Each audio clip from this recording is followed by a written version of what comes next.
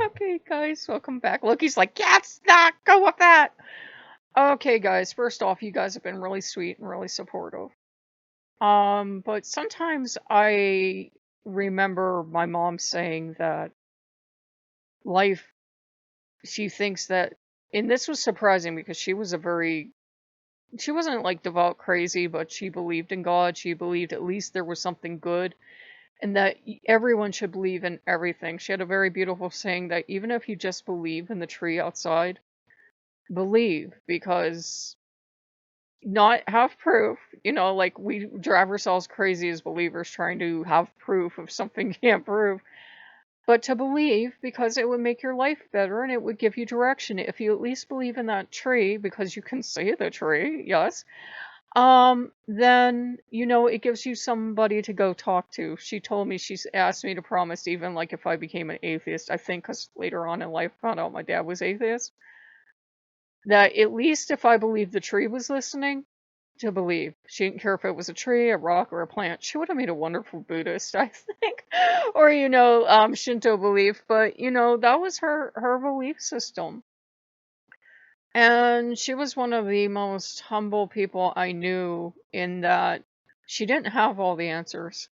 She didn't have all the answers, but she definitely believed in a kind and loving God that very few people I've met have believed in. Like, we had this thing, I was talking to some of you guys in the thing about like all this Catholic trauma that keeps coming up recently.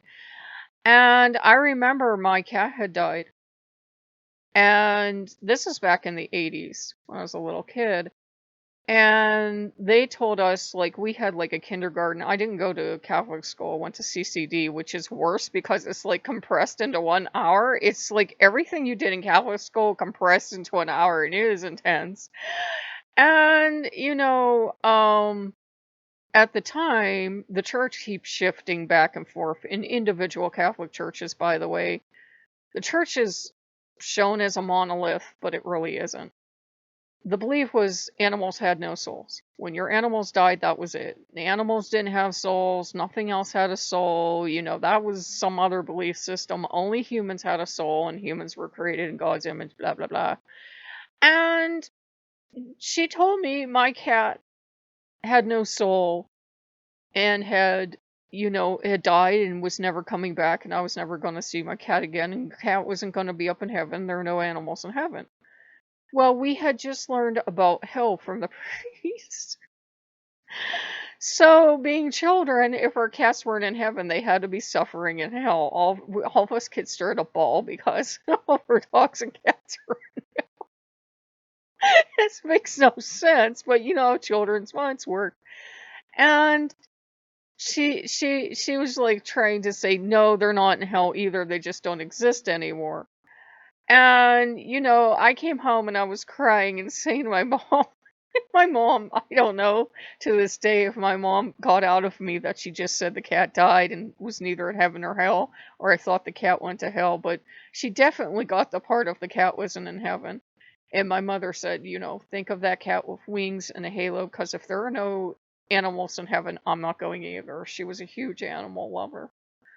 Um, so she had faith like that. And there are days that she also had faith, though, that she said that sometimes, and this was surprising given how kind and loving and basically good she saw God as. She said there are times she thinks that we're an ant farm to God and he just picks it up and shakes it for his own amusement.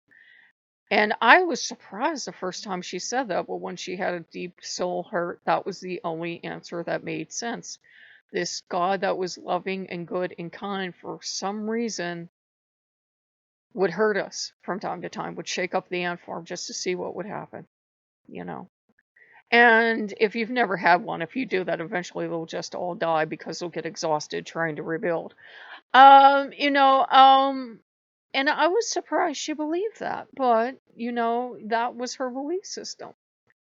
And with me, what Loki's been pushing me to do, I think, is pick up the biscuit box. I don't know why I'm using this as a metaphor, and shake it and see where my beliefs are. And I said, I really don't know. I can know something logically, Like, I know logically from studying that the God of the church was not always an all-powerful deity. He was one of many from a family of gods. And his followers, for whatever reason, started to give him the abilities and powers of all these other gods, some in his family, some not. And like a lot of gods before him, he just slooped up a lot of minor deities that we don't even know the names of anymore. It doesn't mean that they weren't real gods, but what seems to happen is a god stops working for people for reasons we don't know why.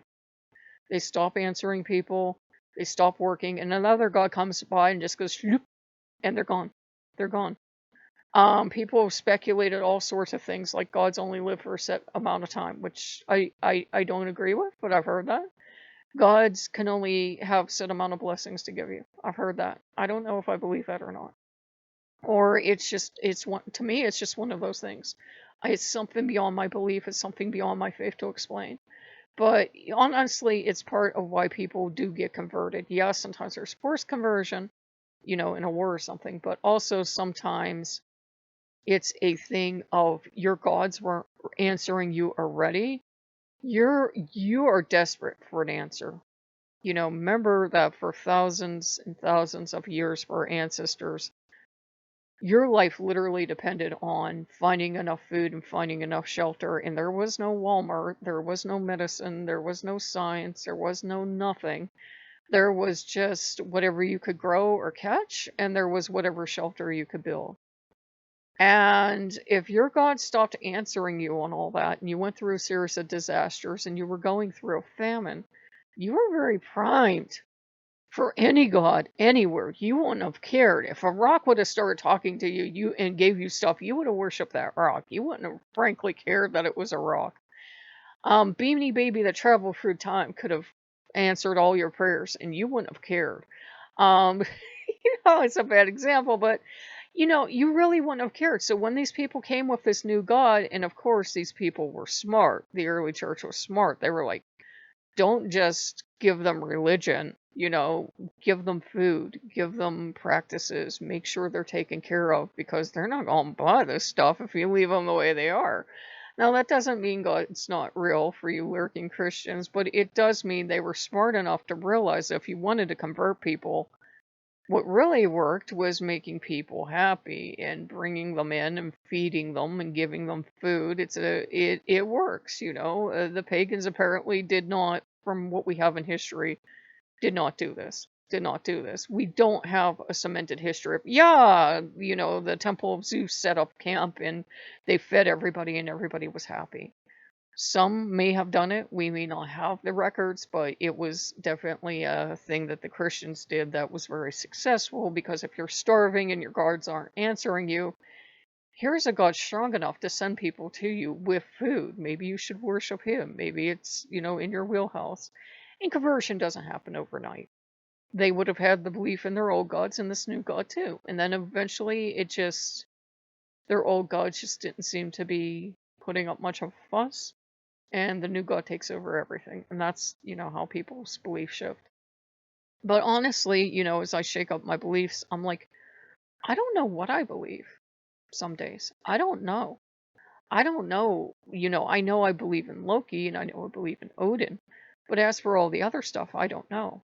I woke up with stuff down off my cabinet, and, you know, that was down, and there was a butterfly down, and I know logically it's humid, it's hot. I turn off this fan at night, so even though I have AC on, it's humid, it's hot. Of course, stuff's gonna fall down. But also, I know I grew up in an environment where a lot of people would have been like, "Oh, that was the devil. The devil knocked that down." So I said, I don't know. And I had a thing with Lucifer last night where Lucifer kept saying, "What could I do to prove I love you and I don't mean you any harm?" And I listed off all this practical stuff that he could do, like cure my eyesight, cure the pains in my body, all this other stuff, like 10 or 20 things. Like, really, I just rattled off the list. And Odin's in the background, like, mm-hmm, mm-hmm. And Lucifer was like, other than that, what could I do? I was like, I don't know, man. Have a Big Mac delivered to my house without me ordering it, or something else, or whatever. And it's one of those things where we can't explain. For example, I can't explain why couldn't Lucifer do these things on demand. Is he not strong enough, to do that? Is it a he's not allowed to for some reason? Did all the gods get together at one point and have this discussion of, oh yeah, we totally can't heal them on demand because if we start doing that, they'll never develop science. I don't know, man. I really don't. Um, some people will say they believe they can heal, but if they don't, it's because they feel you're getting along well enough now. But I'm like, well, that's not fair because it's your body, you're the one living in it, and you're like, damn, this is, I need this healed, I need that healed. So it's okay not to be set in your beliefs, and it's okay not to have all the answers. I can't tell you why Lucifer would ask me for a list. I would give him a totally common sense list of, yes, here are the wonderful practical things you could do for me that I would not only totally believe in you, but I would sing your praises. Nada. In his defense, God has never answered me on that, nor has Jesus, nor has Loki or Odin, cured any of those things I listed. Is it a thing of them not having the ability to? Or is it a thing of they all have this agreement that they won't tell us about that, oh, we can't do that? Or is it just whatever? I don't think we have to therefore jump to atheism. I don't think that's the answer. I think it's good to admit we don't know. I don't know the answer. I really don't. I have no earthly idea. I have no earthly idea of, why sometimes you pray for something, you get it right away, or you ask or talk or whatever makes you comfortable, and sometimes it never comes. Why does that happen? I don't know. I don't know. So, it's okay not to have set beliefs. It's okay to not have a absolutely rock solid faith that can never be shaken. I think everybody got shaken by 2020. And I think everybody can get shaken when they look back and they find, oh, God wasn't always the all powerful one creator deity of everything. Neither was, I'm going to make a lot of people mad, neither was Odin. Odin was this deity that came in, and then the late stories of him being an all powerful creator god came later. And, out of anyone, Odin would be the god to want us to go, yeah, how about that? And he'd go, oh. And he'd just look away. We know he came from outside the pantheon. We don't know where. We don't know where. And I've sometimes looked at him and said, your stories sound a lot like the God of the Old Testament. How about that, huh? Let's talk about something else. So, who knows, right? I'm not saying they're the same deity, but, there are a lot of similarities come to think of it. But, it's okay to admit we don't have the answers. We don't know where Odin came from. We don't know with a billion percent certainty if the gods created the universe, or the universe happened and the gods happened at the same time, or the gods came about eventually, or where they came from. Have they been here forever? If they've been here forever, why did they just start the universe when they did? I don't know. I don't got those answers. But a lot of people demand those answers. And therefore they lose faith and they become, either agnostic or atheist. And that's fair. That's fair. Some people can do without having the answers and some people can't. I'm watching this thing, I'm only about halfway through, where this guy, they have 3 believers and 3 scientists who are definitely atheists. Well, actually, the one believer doesn't believe in a supernatural God, so I'm not sure, why she's on the believer side. But anyhow, the guy was asked by somebody to lay hands on him and heal his shoulder. And so this guy that was asked has about a 3% belief that'll work. It's the same thing. Like, I really don't have belief a lot of times, I think, when I pray in the first place, but I just don't, because I'm like, this is never going to work. This is so dumb. And I hate to say that. I believe in prayer, and yet at the same time, when it's for me, it's like, this is never going to work. And then when it works, I'm honestly surprised. But, he did not believe at all that this was going to do any good. But the guy asked him to lay his hands on his shoulder and pray, and he laid his hands on his shoulder and he prayed that the pain would be gone in Jesus' name. And he said, I walked away feeling yet another person let down by a healing prayer, and maybe they're going to lose their belief and everything else. The guy calls him the next morning, his shoulder's completely fine. And he says, I don't have an answer for that. Some people would say, oh, that was just placebo effect, but he didn't have an answer for it. We don't have an answer, because if that was true, then every prayer would work. It would be like I could just pray to myself and go, you know what? I'm gonna have 20/20 vision the moment I open my eyes. Did not just work. So a placebo effect. You would truly, truly, I think, have to believe in it. And if you don't have belief, why does prayer still work? Sometimes, I'll get my prayers answered. It's not like I pray thinking that they won't help me. Of course, I wouldn't pray if I thought that.